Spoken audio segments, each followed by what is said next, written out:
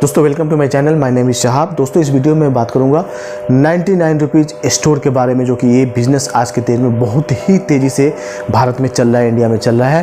तो 99 रुपीज़ का ये जो बिज़नेस है, जो एक मॉल है, एक सेल है, एक जो बाज़ार है, उसमें 99 रुपीज़ तक का सारा कॉन्सेप्ट है। एक अच्छा ट्रेंडिंग ये बिज़नेस है आज के डेट में। तो कैसे आपको करना चाहिए और इस बिज़नेस के लिए मेरा पर्सनल ओपिनियन क्या है और कितना इन्वेस्टमेंट लगता है, कहाँ से आपको माल उठाना है, कैसे आपको करना है, किन किन बातों का आपको सावधानी बरतनी है, और क्या आपको फ्रेंचाइजीज लेके ही करना है या आप यूं ही बाहर से भी माल लेकर के 99 रुपीज़ का कॉन्सेप्ट बना करके आप कर सकते हैं। इस सारे चीज़ों पर मैं बात करूँगा। थोड़ा सा धीरज बना के रखिएगा, इस वीडियो को ज़रूर पूरा देखिए। और इस चैनल पर पहली बार हैं तो आपसे रिक्वेस्ट है कि ज़रूर इसको आप सब्सक्राइब कर लीजिए चैनल को, क्योंकि इसके रिगार्डिंग करियर, जॉब, बिजनेस के रिगार्डिंग मैं बहुत सारी वीडियो देता हूँ जो आपके बड़े काम का होता है गाइज। और मुझे इंस्टाग्राम और फेसबुक पे मुझे आप फॉलो कर सकते हैं, लिंक डिस्क्रिप्शन में मैं दे दूंगा गाइज। सो गाइज आइए शुरू करते हैं बिना किसी देरी के।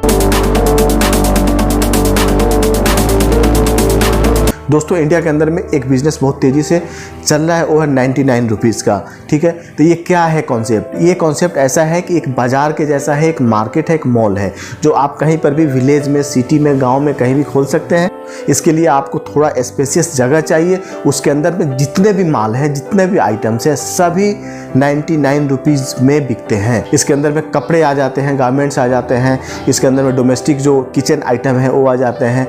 दोस्तों मैक्सिमम इस बिज़नेस के अंदर में जो डोमेस्टिक्स आइटम है, जो किचन आइटम्स हैं, जो गारमेंट्स हैं, यही होते हैं। कुछ इलेक्ट्रॉनिक्स भी आती हैं, जैसे हेडफोन हो गया, कवर हो गया, ये सब है। तो अभी आपको क्या करना चाहिए, इस बिज़नेस को क्या आपको करना चाहिए, नहीं करना चाहिए, कितना सेफ़ है, यही मैं डिस्कस करने वाला हूँ। मैं कोशिश करूँगा कि इस वीडियो को शॉर्ट में मैं आपको समझाऊँ, उस वीडियो को ज़्यादा लंबा नहीं हो, ज़्यादा बड़ा नहीं हो। दोस्तों पॉइंट टू पॉइंट बात करूँगा। ये आइटम कितने की मिलती है, ये आइटम कहाँ मिलती है, और ये आइटम को कैसे बेचें, इसके लिए क्या रिक्वायर्ड है डॉक्यूमेंट्स, क्या लाइसेंस रिक्वायर्ड है, क्या जीएसटी चाहिए इसके लिए। सो दोस्तों ये आइटम अगर देखा जाए, मैं शॉर्टली बात करूँगा आपसे, तो 70 से 75 रुपये में आ जाते हैं। तो 75 रुपीज़ तक ये आइटम मिल जाते हैं दिल्ली, हरियाणा और मुंबई। इसका जो सप्लायर्स हैं वहाँ पे आप नंबर निकाल सकते हैं गूगल से, इंडिया मार्ट से। इसकी बहुत बड़ी बड़ी सप्लायर्स हैं अवेलेबल इंडिया में, वहाँ से आप माल ले सकते हैं। इस बिज़नेस को करने के लिए दो कंडीशन होता है। एक तो आप फ्रेंचाइज लीजिए। फ्रेंचाइज लेते हैं अगर आप, तो उसमें आपको कुछ पैसा देना पड़ता है। कहीं आप 10 लाख का डिमांड होता है, कहीं 5 लाख का डिमांड होता है। लेकिन आप ये मत समझिए कि इस 5 लाख या 10 लाख वो ले लेंगे, नॉन रिफंडेबल होगा, ऐसा नहीं है। वो जितना भी पैसा आप देते हैं उतना का माल आपको दे देते हैं। ठीक है, अगर 5 लाख का देते हैं तो 5 लाख का माल आपको दे देते हैं। 10 लाख देते हैं तो 10 लाख का माल आपको दे देते हैं। अगर आप सोच रहे हैं कि नहीं मैं खुद से करूंगा, मैं 5 लाख या 10 लाख नहीं दूंगा, मैं अपना खुद से जाकर के माल बाहर से परचेज करके ला करके मैं इस काम को करना चाहता हूं, तो ऐसा भी कर सकते हैं, ऐसा भी कर सकते हैं। कोई दिक्कत वाली बात नहीं है, बिल्कुल आप कर सकते हैं, बाहर से माल लाकर बेच सकते हैं। ठीक है, लेकिन जो एक फ्रेंचाइजीज आप लेते हैं उसका एक सपोर्ट होता है, कुछ सजेशंस होता है, वो चीज़ आपको नहीं मिलेगा। और रह गई बात जीएसटी की, तो जीएसटी अगर आप ले लेते हैं तो आपके लिए बिल्कुल परफेक्ट है, बिल्कुल अच्छी बात है। जीएसटी से अगर आप काम करेंगे तो अच्छी बात है। ठीक है, क्योंकि सब कुछ लीगल होता है, आपको आगे चल के कोई दिक्कत नहीं होती है। अब बात कर लेते हैं गाइज इसकी प्रॉफिट की। प्रॉफिट कितनी है? 25 रुपीज़, अराउंड 25 रुपीज़ एक आइटम पे आपको बच जाता है। 75 आप मान के चलिए, तो एक आइटम पे 25 रुपीज़ बच जाता है। अगर एक दिन में 200 भी आइटम अगर आप बेच देते हैं तो 5000 रुपये का काम हो जाता है, जो प्रॉफिट होता है आपका। ठीक है, 200 आइटम्स ईजी वे में बिक जाता है गाइज। एक आइटम पे अगर आपको 25 रुपया बचता है तो 200 आइटम बेचते हैं तो 5000 रुपये का काम आपका हो जाता है। अगर 100 आइटम भी अगर आप बेच देते हैं तो 2500 रुपये का काम हो जाता है। 100 आइटम से ज़्यादा आई थिंक बिक जाता है ये।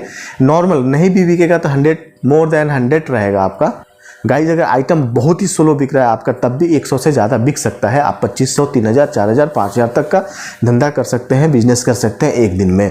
तो ये ख़राब बिजनेस नहीं है। अब बात कर लेते हैं गाइज इसको करने के लिए क्या क्या आपको सावधानियां बरतनी चाहिए। तो मेरे हिसाब से गाइज अभी शुरू में अगर आपका स्टार्टअप करने का सोच रहे हैं, 99 रुपीज़ का जो स्टोर है, तो आप अभी फ्रेंचाइज नहीं लीजिए, 5 लाख 10 लाख नहीं दीजिए। मैं आपको सजेस्ट करूंगा 1 लाख रुपए से आप बिजनेस शुरू कीजिए और ऐसा जगह का चुनाव कीजिए। अगर आप विलेज एरिया में रह रहे हैं, सिटी में हैं, तो जिसका भाड़ा एक्सपेंसेस कम से कम हो। कोई स्टाफ इसके अंदर में नहीं रखिए। कोशिश कीजिए कि स्टार्टिंग में खुद से हैंडल करें, या आपके फैमिली का कोई सपोर्टिव कोई फैमिली मेम्बर है, आपका ब्रदर है या आपके कोई भी अपना आदमी है, उसको रखिए ताकि एक प्रेशर, सैलरी की प्रेशर न रहे। आप स्टार्टअप कर रहे हैं, नया बिजनेस है, इसके बारे में बहुत सारी चीज़ें आपको सीखना है, तो मैं आपको सजेस्ट करूंगा कि एक्सपेंसेस कम से कम हो, आपके जो खर्च है कम से कम हो, ताकि आपका बिजनेस पे कोई इसका बैड इम्पैक्ट, नेगेटिव इम्पैक्ट नहीं पड़े। पर्सनली मैं यही आपको सजेस्ट करूंगा, जो कि मैंने वीडियो के शुरू में बताया था कि पर्सनली ओपिनियन क्या है मेरा, यही है।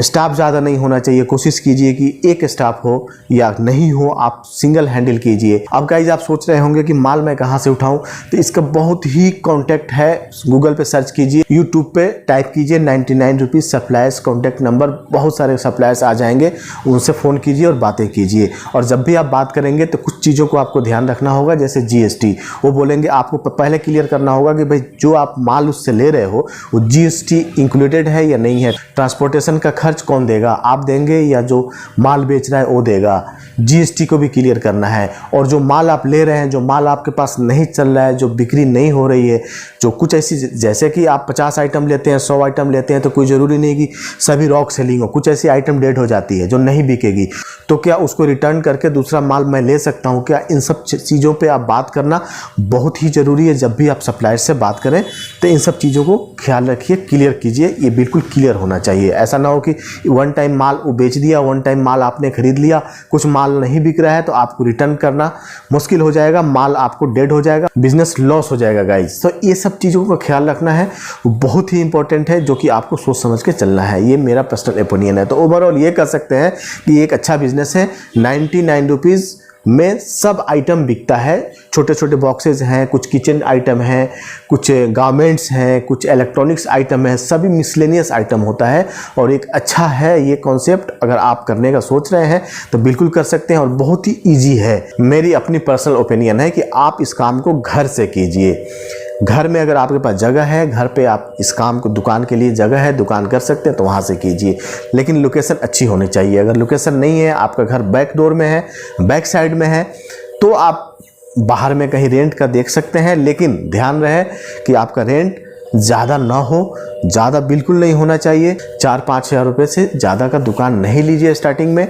और कोई बंदा बाहर से, कोई ज़्यादा स्टाफ रखने की ज़रूरत नहीं है, आप खुद हैंडल कीजिए, पहले सीखिए 2 महीना, 4 महीना, 5 महीना, उसके बाद से आप फ्रेंचाइज भी ले सकते हैं और बाहर से माल भी ले सकते हैं। मैंने बोला आपको कि पहले आप 1 लाख रुपये से शुरू कीजिए, बाहर से आपका जो सिलेक्टेड आइटम है, आप एक लिस्ट बनाइए, आपको लगता है कि नहीं ये आइटम यहाँ बिकेगा, तो वही उसी आइटम को ही आपको पकड़ना है। जब आपको एक्सपीरियंस हो जाएगा, आपकी बिजनेस चलने लगेगी, तब आप फ्रेंचाइजीज के बारे में सोच सकते हैं, या आप मोटा पैसा, ज़्यादा पैसा इन्वेस्टमेंट कर सकते हैं, 5 लाख 10 लाख। तो ओवरऑल ये बिज़नेस बहुत ही अच्छा है, सभी कमा रहे हैं, आप भी कमाइए, बिल्कुल अच्छा है और इंडिया में चल रहा है और एक सक्सेस बिजनेस है। इसमें की कुछ अच्छी बातें मैंने भी बताया और क्या चीज़ में सावधानियाँ रखनी है, इस बात को भी मैंने बता दिया। आई होप ये बिज़नेस आपको समझ आ गई होगी। फिर भी अगर कोई दिक्कत है, किसी चीज़ का कॉन्टेक्ट चाहिए और भी इसके बारे में कुछ ज़्यादा जानना है, तो मेरे कमेंट बॉक्स में लिखिए, मैं आपको गाइड करूँगा।